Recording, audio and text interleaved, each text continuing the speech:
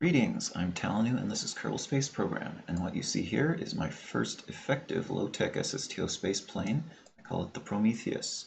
None of the parts you see here cost more than 160 science to unlock, and all of them are stock, although the excellent skiff engine here does require the Making History expansion. This craft is just shy of 70 tons and 70,000 funds, and can be launched from the level 2 spaceplane hangar and runway, although I did have to pull the wings in just a hair in order to make it fit on that level 2 runway. It can carry 12 passengers plus the pilot, and while there's no good way to carry a cargo on a 1-meter hull like this, a small fairing attached to the end of the tail seems to work reasonably well.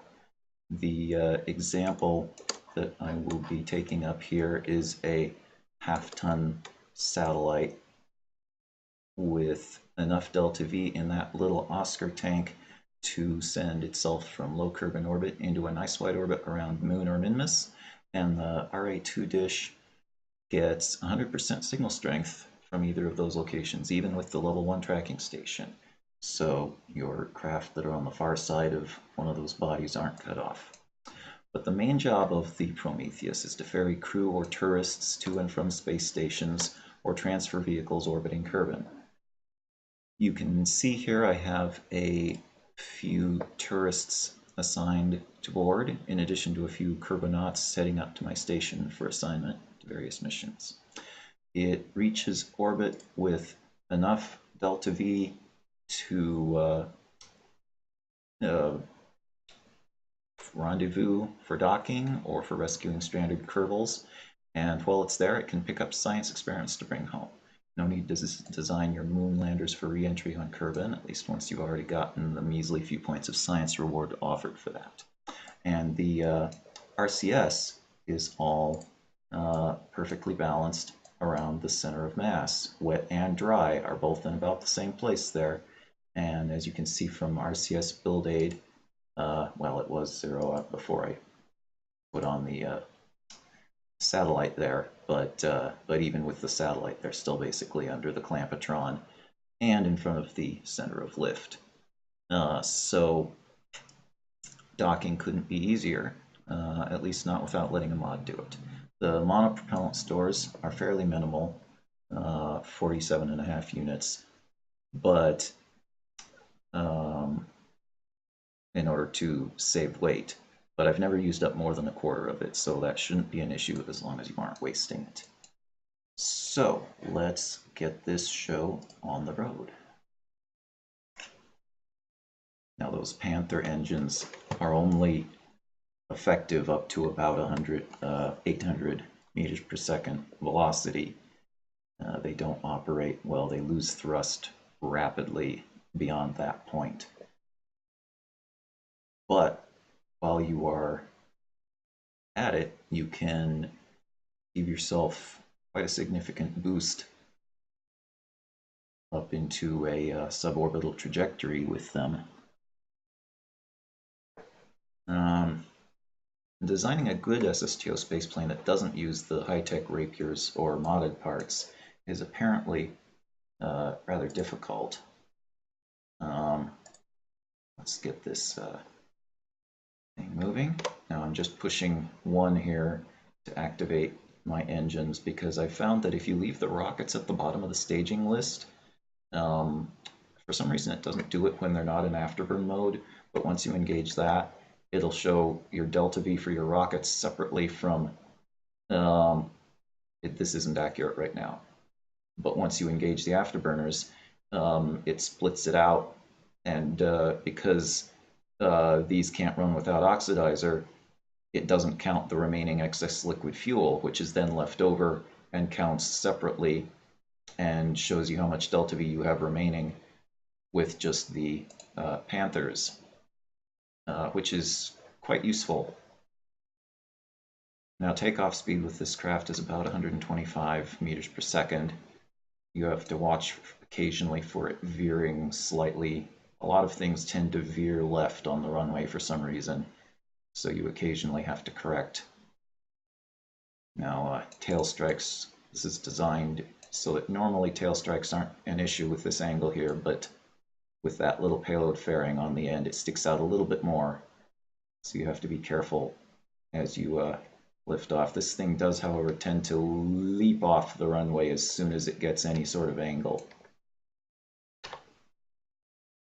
Pull up the landing gear. Now I'm just going to ascend to 2,000 or 3,000 meters before engaging those afterburners. Now I am using a couple of mods here to aid in flying this plane, but if I disengage this autopilot, and first I'm going to go ahead and put on some trim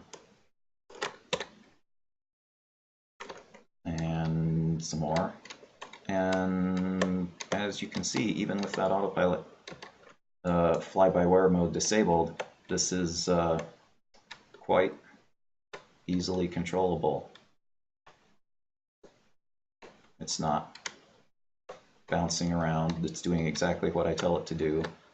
Even with SAS off, it's just staying pretty much level, and I'm just tapping the keys occasionally there to make little adjustments. Of course, with SAS on, if you need to pitch up or something, it then drops the nose because SAS ignores your trim settings. This is running very slowly for some reason. So I'm just going to put my fly-by-wire mode back on so that it's a little bit easier to control. And I can keep that prograde directly on the 90-degree east marker. There we go. But yeah, I've been occasionally trying my hand at developing a craft like this ever since I started playing KSP many years ago, but I always found them too difficult to control and too inefficient to be worthwhile. But what I always wanted is exactly what this Prometheus delivers. It's simple and easy to fly, even without the mods, and you don't have to worry about recovering spent stages. You get the whole ship back every time, assuming you land it safely, of course. And most of the payloads I launch would be too big for a space plane anyway, but even like a Mark III fairing, there's only so much width you can fit inside one of those. But shuttling passengers and bringing science home is a different business entirely. Now, it doesn't usually make any sense to send a space plane like this beyond Kerbin orbit, even if you did refuel it at a station or just with a docking with a fuel freighter that you also shipped up. You'd be dragging around all the extra weight of these wings and atmospheric engines and getting much worse fuel efficiency as a result, even if you did use NERVAs. It would be better to launch a general transfer vehicle designed to operate purely in a vacuum with NERVAs or high-efficiency upper stage engines, or to use something mission-specific. But the intended role of this craft is just to get Kerbals out of the atmosphere and return them safely home with all that juicy science during the early stages of the game. And for that job and tech level, it works quite well. You can certainly design something better and far more efficient using higher tech parts, but a craft like the Prometheus should make it a little easier to get the science you need to unlock those parts. Now, I can't remember if I said it or not, but all of the parts used on this craft cost no more than 160 science to unlock. And just reaching the rapiers, just that particular tech level is 1,000. Plus then you need the 550, and you need the fully upgraded research center, and so on. Now this is taking a while, probably because I'm recording. It's running slower than normal, so I'm just going to go ahead and time warp. Now this will fly in far aerospace. I have tested it, but you must avoid ×4, and ×3 is risky. And it is also a little bit trickier, especially on re-entry. You have to be very careful about the stresses you put on the plane. You can't really make high G turns. These wings have a lot of grip, these big wings, so you have to be very careful. Now I'm just going to get my speed up to a little over 300 here before I cut in the afterburners and pitch up a bit. There we go. But yeah, this thing can make very high G turns if you let it. I have my fly-by-wire set to limit that extensively to make it easier to control. Now, the usual flight profile for this Prometheus here is to keep your altitude below 10 times your speed until you're up to about 800 meters per second. Because if you get too high, that reduces the thrust of your engines and you don't make it up as easily, and you have to dive and then climb again, and that wastes fuel. So I don't want to ascend too steeply here. I want to keep it fairly shallow until my speed versus altitude is a better ratio here. And again, I'm just going to add a little bit of time warp to help make the video not take as long. And their speed is past 10 times 600 versus 6,000. And by this point, it gets to be rising pretty quickly here. So I'm going to want to start pitching up a little bit. You can see even that little bit of a twitch puts quite some G's on. So I'm approaching 8 kilometers, but very close to 800 meters per second. Now over 800, the Panther engines lose efficiency, so I want to start taking advantage of my speed while I can and get as much of an ascent angle here as I can before they start losing thrust. Of course, it'll drop back down, but the higher I get, the less efficient these engines will run. I'm already losing thrust. I'm down to 120 out of around 180. So I'm up to about a 30-degree angle here, and you can see I'm below 800, so it's time to cut in the rockets. We'll keep running the Panthers until they flame out, at which point I'll disable them by pressing 1 again. Again, I used my keyboard action group to turn on these engines. I haven't staged at all, because once I cut in the rockets, this is no longer accurate. But before that, it was showing a rather useful amount there, and you could see the delta V for the rocket, the skiffs, increasing as I used up the excess liquid fuel, which you can see when I click on one of these tanks that my ratio is still leaning towards liquid fuel. I have it set to drain the liquid fuel only tanks first, because the priority is -9 instead of -10, so it's 1 higher. So it drains all those, and because of how well balanced this is, the center of mass does shift a little bit, but it doesn't make it anywhere near the center of lift. All right, my apoapsis is above 50 seconds, so it's time to go prograde. AA here lets me engage SAS for things like hold, prograde, and retrograde, which is very nice. And now if this keeps climbing, I'm going to want to cut back on my throttle so that I'm not sending my apoapsis height too high. Now I can drop this, I'm over 40K, I can drop the bearing on this to save a little bit of weight. The atmosphere drag is not going to be too much of a problem. Oh, there goes my time to apoapsis. Time to pull the throttle back.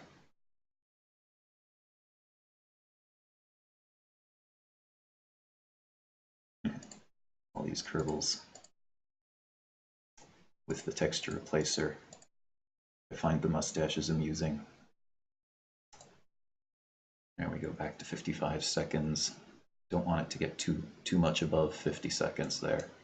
I learned that from using the gravity turn mod here. It's very useful. Highly recommend it. Atmosphere autopilot is also extremely nice for these aircraft. All right. Now I'm basically aiming for an 80-kilometer orbit here.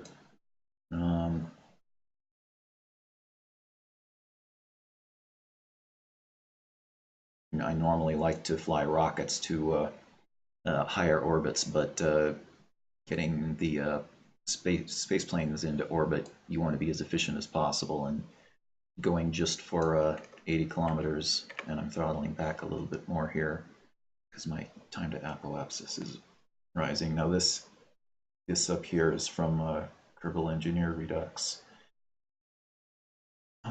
which is also very, very handy. Gives you some readouts that things like this really should be possible to get. I mean, in the stock game, but let's see. Still have 900 meters a second, and I'm almost reaching my desired orbit. I mean, I almost have an orbit, period. And there's 70, and I just want to be watching and stop this at right about 80. I'm already over 60 kilometers. Usually it's a little lower by this point. 839 remaining in the tank, which, considering this,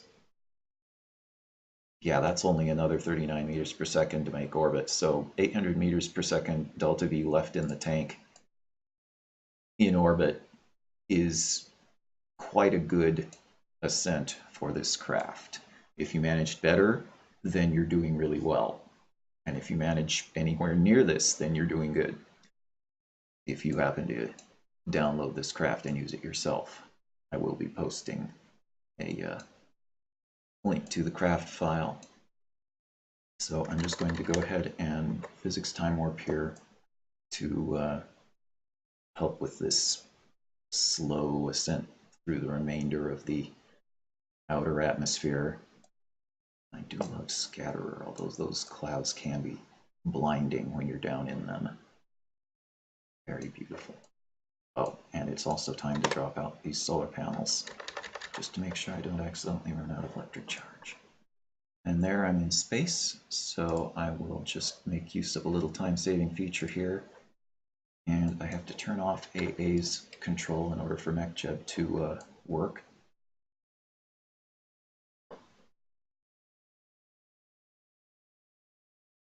And that's just going to, come on, get yourself on the, there it goes. Sometimes it likes to dither around with very small adjustments before it actually goes into time warp. It's such a nuisance how the maneuver nodes drift away from where they had been as you go around the planet. I don't know why it can't just keep the frame of reference stable. All right, so that's an orbit. Now I'm just going to time warp around to the day side again, because doing things at night is annoying, even if I do have planet shine, but that only really works on the day side anyway. Gives you a nice bit of reflected atmospheric glow. Anyway, let's bring this back around, and it's time to drop off this little satellite, which I'm not going to bother actually flying this into orbit since the focus is the aircraft here, but spaceplane. But what I will do is drop that puppy off, and delta V's gone up just a hair there. And what I'm going to do is, there, you can SAS, come on, you can extend,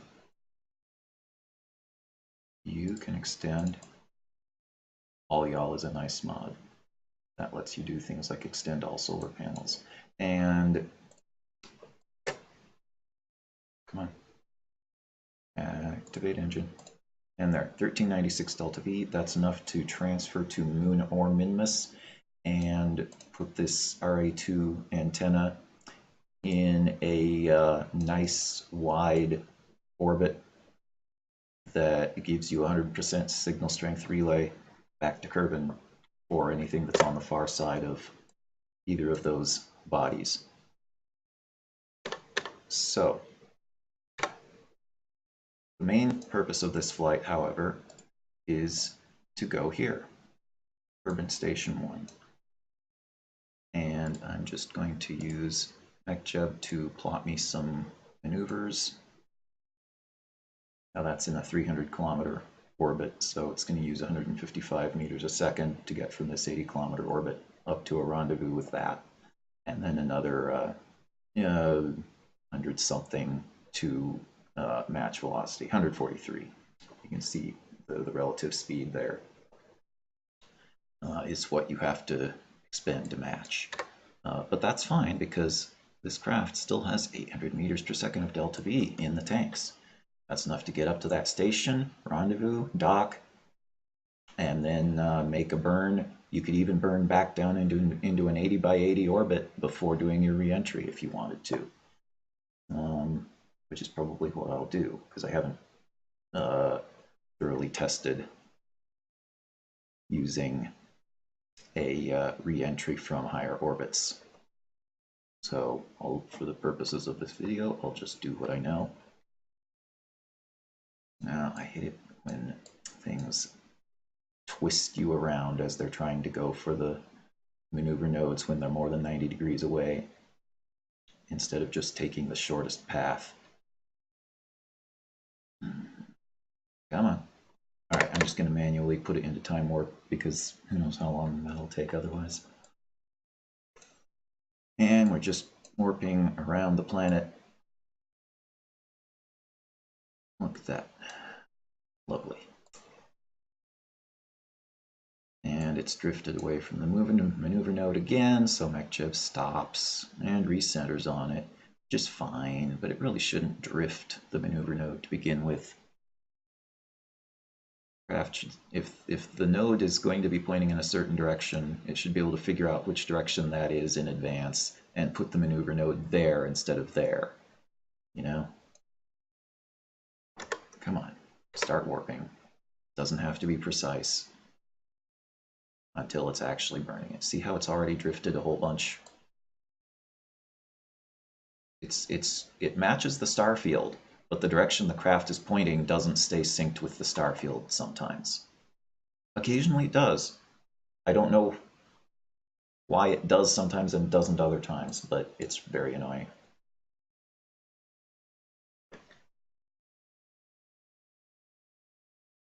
All right. You don't need to follow it all the way over there. Just get it done. I'm going to call that good. And you can stop. And now I have a 1.2 kilometer separation here, which is not terrible because I don't want to accidentally slam into the station. When you get a 0 separation, that's something you should be concerned about. Because if you're plotting this and having MechJeb do your rendezvous for you, it tends to stop you just past the target because of when it does the burn.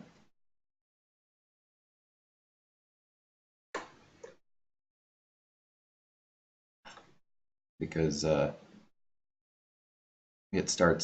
likes to start the burn about 50% before the node in order to theoretically make it the most efficient. But when you are approaching a solid object, sorry if that just made noise in the mic. Yeah, but when you're traveling towards a solid object, you may want to use something like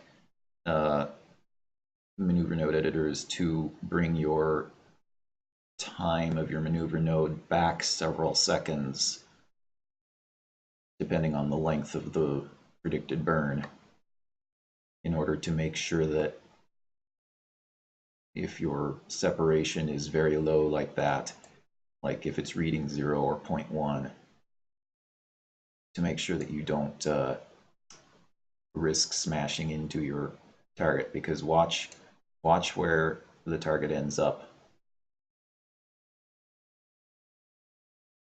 I've just barely gone past it. And if I had been aimed straight at it, that could have been a collision with how wide these wings are and all that. Really? Why can't you just keep the nose pointed at the maneuver node? I can do it. Why can't you? You really don't need to. That's not going to help because it's over there. I need to go that direction. Okay. This camera is crazy, so let's put it into something that makes a little more sense here.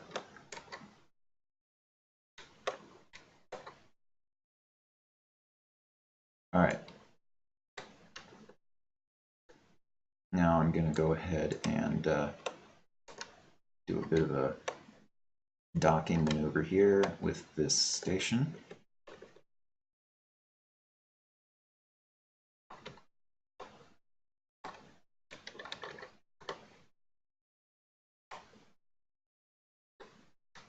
There's another vehicle docked with the station there. I have to be careful exactly where I'm aiming. What's going on here? Something is... Oh, I still had trim set, and that was causing my vehicle to pitch up whenever SAS was turned off.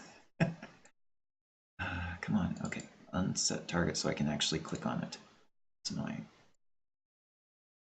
Alright, there's my mobile lab, and some of these station parts are from the Station Parts Expansion Redux mod, and so are these. That's just, it's got beautiful parts. But what I want to do here is set this docking node as target. Reset my camera. It's hard to click on those things when you're so far away. So now this nav HUD mod here is just so useful, because this is a lot more precise than this tiny little nav ball. You can see much finer differences. I'm just going to give myself a little bit of speed towards that. I'm aiming below it because the docking port is there, and I don't want to come anywhere near that, and I need to be down here in order to approach the docking port anyway. Now I'm not going to bother starting to control here yet.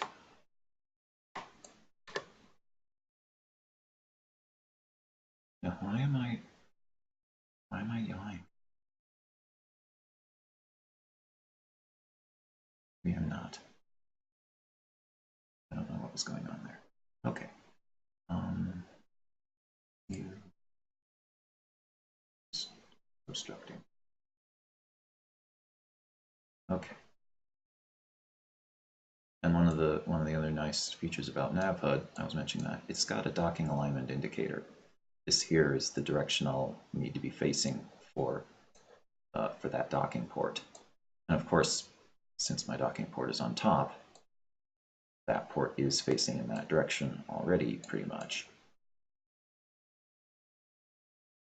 Oh, it's just that that's drifting off to the side and the planet's rotating. That's why it makes me think I'm yawing. All right. RCS, reverse thrust, and steer me to the right.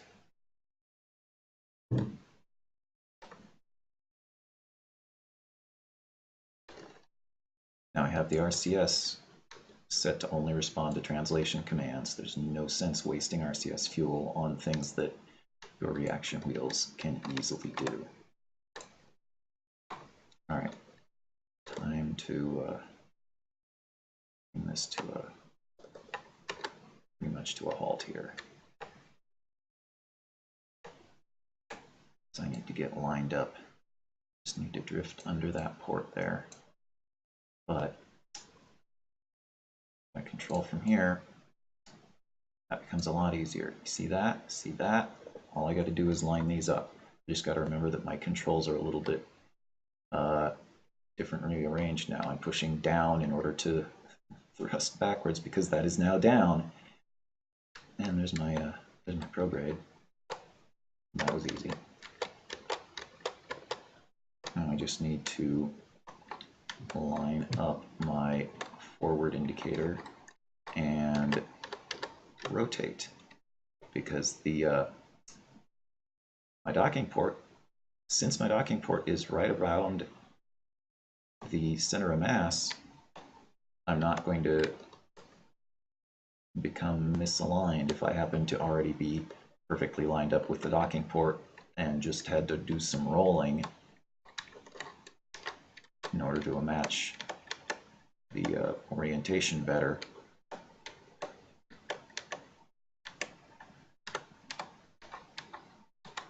Alright, that's pretty well lined up. Now I need to be moving to the right to get back to having the target be in front of me instead of way off to the side. I still have a little bit of leeway here before I start crashing into things. Let's speed this up a little bit. Now I've used a bit of my monopropellant here. I normally use a bit less than this, but I'm trying to do things quickly for the video. That's all. That's my excuse, and I'm sticking to it.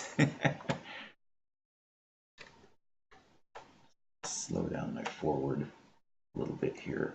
Make sure I don't start bumping into that thing. Okay, just about to pass that. So bring my motion back around.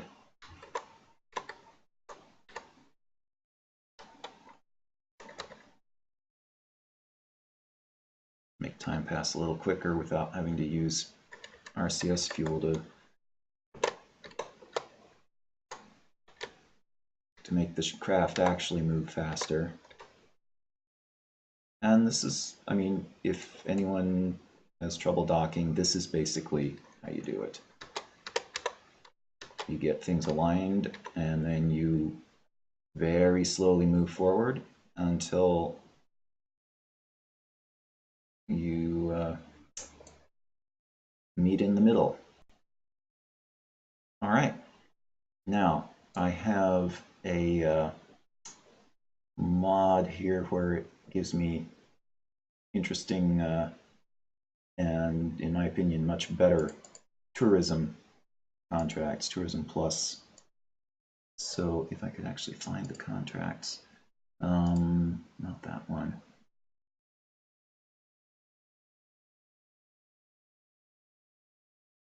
It's not a risky. Here we go. So 3 of these tourists want to visit my station around the moon, and that's Lendus, Mari, and Crisblees. So I am going to be transferring these Kerbals to, yeah, Connected Living Spaces still has a bit of a bug with transferring across docking ports when you have just recently made the connection, so I have to unrestrict crew transfers here in order for it to work at the moment. Slightly annoying, but this vehicle over here is my orbital transfer vehicle using cheetahs, which have nice specific impulse. They're not as good as nukes, but I haven't unlocked the nervas yet. So Crisblees, Lendus, and Mari.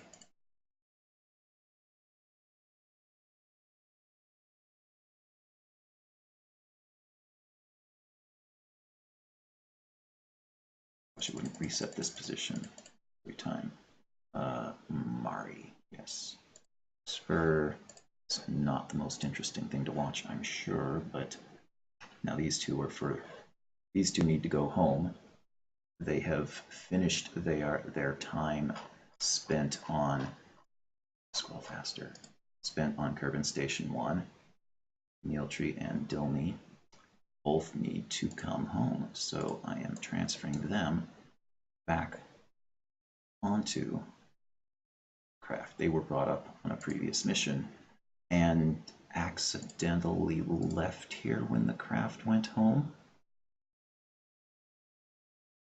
We are investigating to find out who was responsible. They got a slightly longer stay than they anticipated, but they enjoyed it, so everything's good. Tom Servo, Kerman. Now, Macdrin, on the other hand, he only paid for a trip into orbit for an hour. So having him get to visit the station, he's getting a little bit more than he paid for, but I'm sure he won't complain. Now, let's see, there were a couple other Kerbals that I needed to transfer, and that's, yes, these two scientists need to head over to Minimus to run a mobile lab there. And no, there's Macdrin, he's staying aboard. Tom Kerman is also transferring elsewhere, and these are the two that I am bringing home. So that's it for what I needed to do at the station. Let's see, how was I?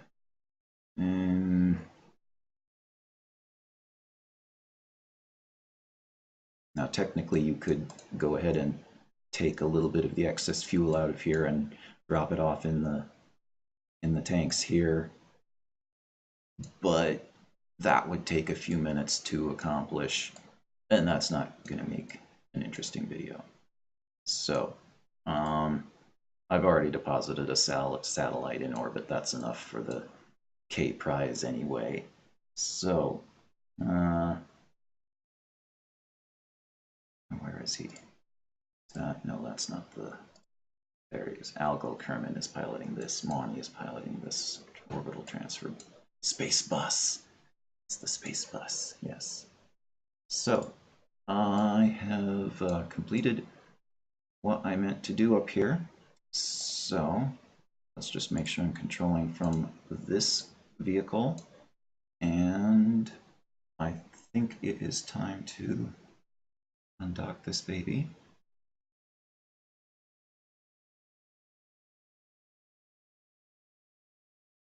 There we go. It's even got the right craft. I'll use my RCS to translate away from the station. Turn off precise mode, get a little bit more acceleration there. And yeah, I still have 30 out of 47.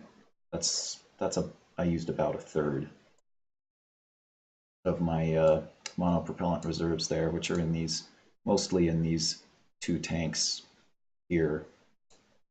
There's a little bit in the cockpit, but not anything significant. Camera. All right, that's better. All right, say goodbye to Space Station 1. Now it's time to head home to Kerbin. That's the desert site. There's the island airfield. It's going to be night if I try to land immediately on the next go round, so I am going to time warp. Okay, let's make that a little less dizzying. Much better. And where are we? Here we are. Okay. So what I want to do now is make sure I'm not going to come out of warp in something, because that can happen. Ships will phase through each other, especially if they're at almost the same velocity. And if you come out of warp while that is happening, you get explosions usually. Don't want that to happen. Okay, now what I am going to do is, where is it? Change periapsis 80 after 10 seconds, because MechJet doesn't like having a 0-second delay, even though that's the default. So I'll simply create and execute. Plus it takes a few seconds for it to get lined up anyway. I can shut off RCS now, that's no longer needed. And I'll take a sip of water for a moment. Yeah, it overcorrects way too much. I can do much better than that usually even. And as a result, the maneuver ends up going wildly off to the side.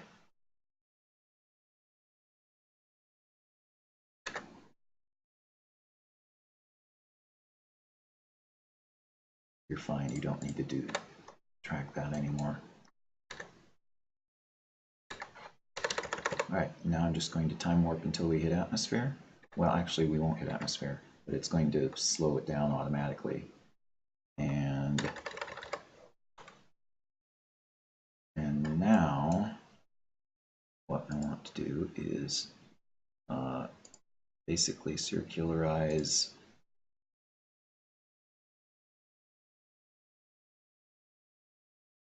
and where's KSP? KSC, I mean, it's over there. Yes, I'm going to have to go around a little farther and then come back since the node is past KSC. That's a little bit of a delay, but whatever. Just execute that.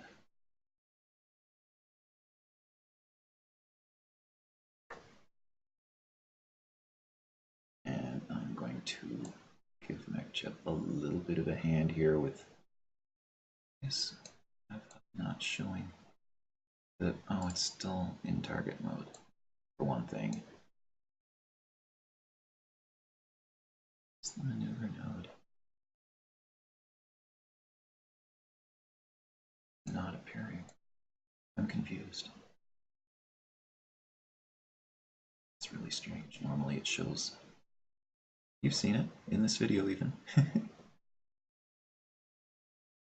Whoa, no, don't veer so wildly to the right. Come on.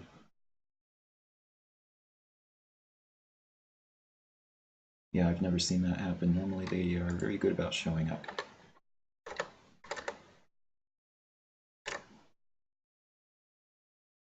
Alright, so what I want to do is drop a, well, not quite yet. Because what I want to do is get around to about here, drop a node 90 degrees back from KSC.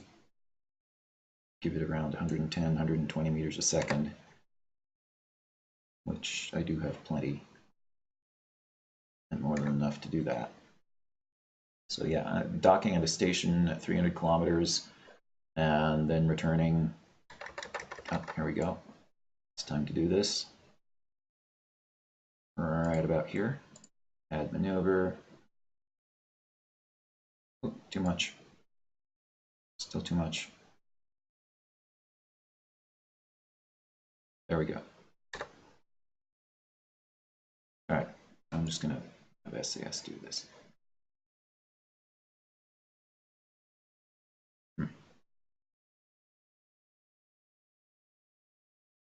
I don't know why that is not working anymore.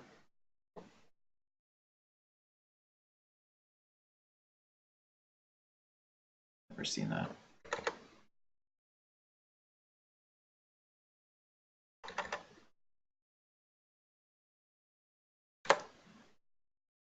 Just going to run this more or less manually.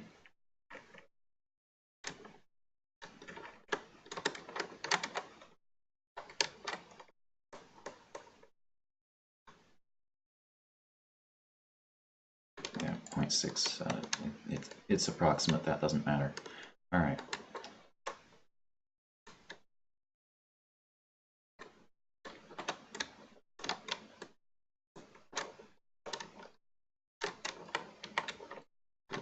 Manual reorienting here.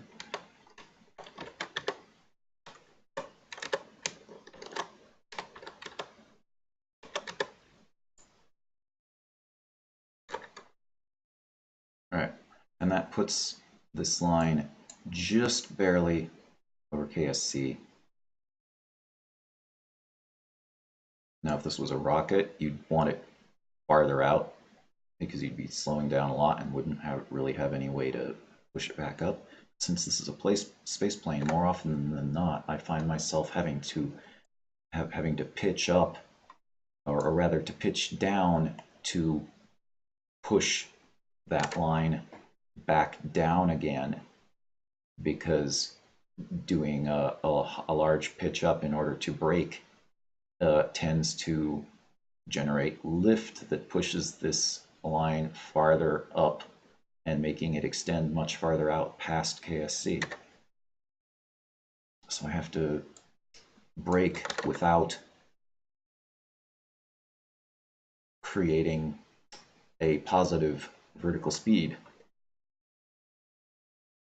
Oh, I should also roll so that the vehicle is not inverted. Might be a little bit easier. A little bit easier to control. All right, now I'm going to go ahead and pull these solar panels back in. Am I working? No. Come on. There it goes. My action group key didn't seem to do anything. All right, there's no need to have these skiffs active any longer, so I'm hitting 3 to shut those off. I'm going to hit 1 to turn my Panthers back on.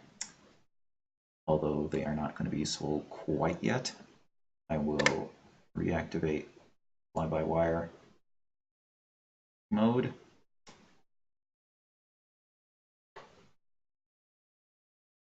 Just follow prograde for now. The amount of braking I would get by pitching up a lot here would not make any significant difference. Doesn't really help much until you're down to 40 kilometers or less, so there really isn't a point in messing around with my trajectory before that. All right, there's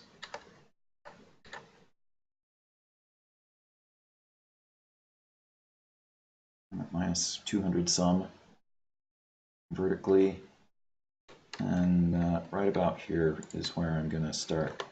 Shut off the SAS, let the fly-by-wire handle keeping me stable, because it's so much easier that way. Now you notice that this vertical speed is actually coming up towards 0 rather quickly, even at that slight angle of attack. And if I bring this up to more like 20 degrees, you can see that changing very rapidly, and my prograde is coming up towards the horizon line. And that's fine, I just don't want it to go above that. And you can see from the map, this line is now extending way out there. So what I have to do now, whoops, I went positive, not really what I want. I want to be getting more braking, not less. So I pitch way down, and suddenly, yeah, that's going very much downward. Because you don't want to just overshoot KSP by hundreds of kilometers, which is what has happened on quite a number of test flights. This thing can stand quite a fair amount of atmospheric heating. You'll notice I'm down to like minus 25 degrees here. I'm about a 20-degree angle of attack from my prograde, and there's not even temperature gauges, and I'm at 30,000 meters. So 340 descent though. It's time to go the other way. Yeah, there's my first temperature meter, and that's on the cockpit, which seems to heat up a lot and stay hot rather than dispersing that heat to other parts efficiently. But well, now it's gone away. That's interesting. Well, I'm climbing again, although my speed is down to 1650 already. Let's just check where I'm headed. Yeah, that looks good. I'll still have to make sure I push this down again, otherwise I will overshoot. I need to get slowed down before reaching the mountains, basically. As long as I'm slowed down sufficiently by the time I hit those mountains, then the rest of the flight to KSC is just a matter of getting lined up with the runway. And it's a lot easier to land on that runway if you are lined up with it well in advance. Yeah, down to 1400. I'm not even seeing temperature gauges now. I am very pleased with how this craft has worked out, considering the low-tech nature of the parts and how wide a wingspan I've used here, and in order to give it an efficient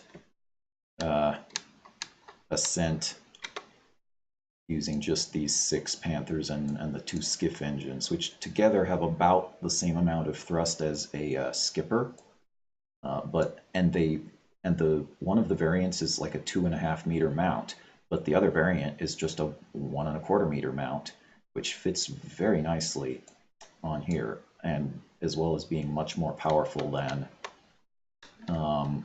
something like the Reliant or the Swivel, the old stock engines. Yep, this is pretty much perfect. I'm only going 900. There's KSC. I can safely start descending into the sub 10,000 meter altitude. Now, I've got one of these mods here is putting this waypoint marker directly on the runway for KSC. Now, you can, of course, get the equivalent in a stock game just by landing a small rover or something at the front of the runway, and possibly by the shore at the other end of the runway as well, and then you'll have a little indicator where that craft is as you approach. Right, I need to actually steer this way a bunch so that I get lined up with it, not just aiming at it. I haven't even turned these engines on because I'm still in the process of slowing down, and the control authority given by all these surfaces is quite good, especially when you get down into the thicker parts of the atmosphere. Okay, almost lined up. I've gone a little bit too far, so I need to come back to the left. I don't know if that's port or starboard. I'm not the sort of person who would know that, but that's one issue that I dislike, is that NavHUD and these scatterer Eve clouds don't get along very well. It's difficult to see those indicators. Down to 440 meters per second, which is very nice. Okay, I'm almost lined up. You can just barely see that line. That line needs to be just a hair to the left of that marker, because the KSC runway is not actually aligned directly east to west. It is aligned, aimed 1 degree to the right. It is rotated just a hair, about 1 degree off of that east-west line, which means that I have to put the runway just a hair to the right of that vertical green line here that marks 90 degrees. And you can see that is almost lined up now. This fly-by-wire mod is Atmosphere Autopilot is what this is called. I highly recommend it. It makes aircraft so much easier to control. Now I need to go into fine precision mode here because this has so much control authority that it's hard to steer at low speeds like this. Now, what's my, I have 9 kilometers, and I'm still going 360, so what I need to do now is dampen this speed. I'm turning fine control off so I can actually get some higher G turns. Now I have this to moderate G-forces because I don't really want it to be hitting 15G, even though I'm not using FAR. I don't want to be stalling my craft and things like that. Okay, almost lined up with the runway there. Down to 260, still too fast. It will, since there are no air brakes on this, that costs something in the 300 level, I believe. This craft, if you land at speeds over 100, 150 meters per second, you will just run right off the other end of the runway. The brakes on these tiny landing gear are not anywhere near sufficient without assistance from something like air brakes or, now I am getting a bit low. I've got to make sure I don't dip myself right into that ground there. Okay, I need to correct, so I'm aimed at the runway here now. And I'm still going 240. Okay, I need to be a little bit more aggressive with these, with this pitching up and get that speed removed.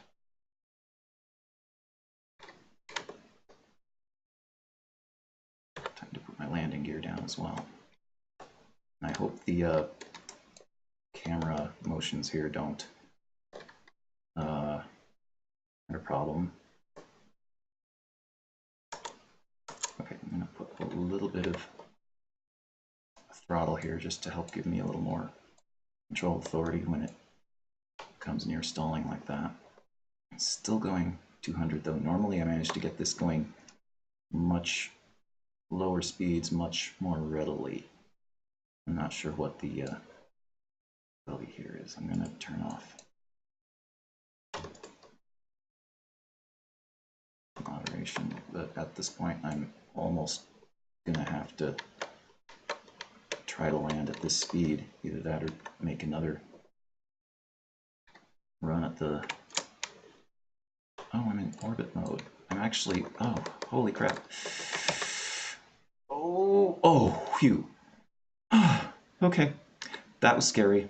I thought I was about to slam into the ground. I didn't even glance up there because I was so close. I was just focusing on not pitching. I didn't realize how slow I was going. I thought for sure I should put the brakes on. Yeah, normally the craft would be stopped before hitting this halfway mark on the runway. Oh, okay, yeah, I'm alive. My heart's still beating. Yeah, suddenly realizing I was actually only going 30 and was completely losing all lift. And yet, the craft touched down intact on the runway. Didn't even get past the, let's see, how far are we? Yeah, 3/4? Yeah, 3/4. I've had this thing stop over here a few times when I was completely on the ball. And anyway, so that's, I'll be submitting this to the K-Prize thread just because I am really proud of this design and really wanted to show it off and put it where other people could potentially make use of it or be inspired by it. And that's several Kerbals returned from orbit, a bunch of them taken to orbit, a satellite dropped off in orbit, and the craft landed right back on the runway where it started from. So thank you for watching. I know this is probably a bit longer than I really intended for it to be for a quick video of this, but I will be, as I said, posting the craft design for the Prometheus low-tech SSTO crew transport, which is what it's primarily designed as. This little payload fairing was just an afterthought. Normally there's just a little nose cone there to make it a nice aerodynamic rear end with no open nodes for KSP to cause drag, extra drag unnecessarily, that is. So, cover vessel, and that's mission complete. And thanks for watching.